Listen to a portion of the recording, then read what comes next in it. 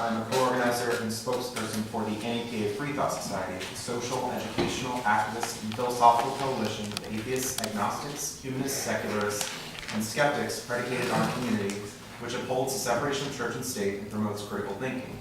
I asked to provide a secular invocation at the start of council meetings to provide an alternative to the government-led Judeo-Christian prayer offered by Councilwoman Maureen Lavelle, which begins each meeting.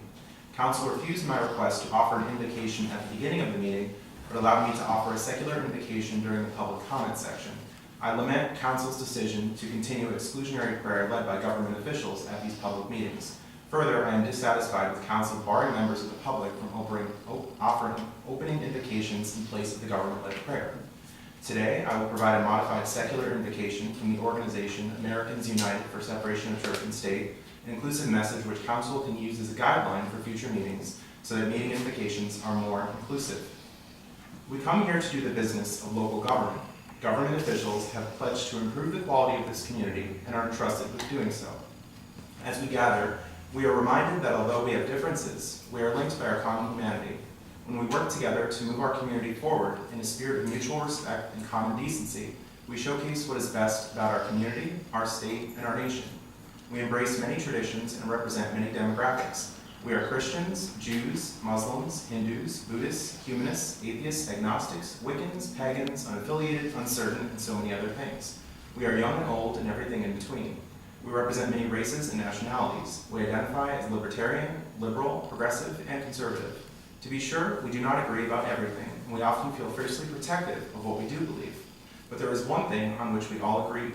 We share the goal of making our community the best place it can be. We unite here today with that noble aim and common purpose. Citizens and government officials ought to enter meetings with a healthy dose of humility and doubt, being receptive to the ideas of others and having the willingness to change any and all of their beliefs, given good reason, argument, and evidence. We ought to seek and welcome challenges to our beliefs. We should be concerned about whether our beliefs are justified and true. Let us not have intellectual arrogance, outright dismissing the ideas of our detractors and declaring that our beliefs are non-negotiable, not up for debate or revision.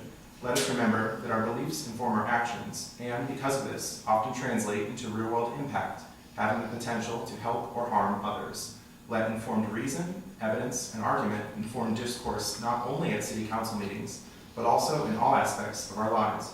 Demand good reason, argument, and evidence when people present claims. Thoroughly consider perspectives of those with whom you disagree.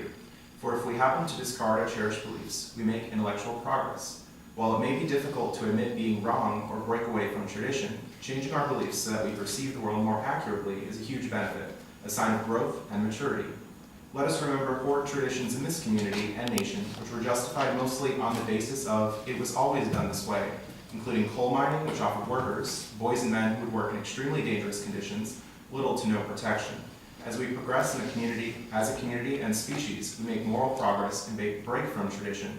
Tradition alone is no justification for belief.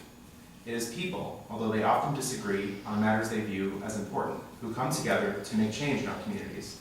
It is through action, at local and even larger levels, by which we progress. It is through passionate debate, although it may seem uncomfortable, by which we challenge our own perspectives and learn from others, sometimes changing our own beliefs when there is good reason to do so. It is my hope that at this council meeting and others, and even encounters in everyday life, that we work together to make change in our communities. It is my hope that we challenge ourselves and others to improve our quality of life. It is my hope that respect, when deserved, is extended to others. It is my hope that good argument, evidence, and reason guides the decision of all within and outside this room. Thank you.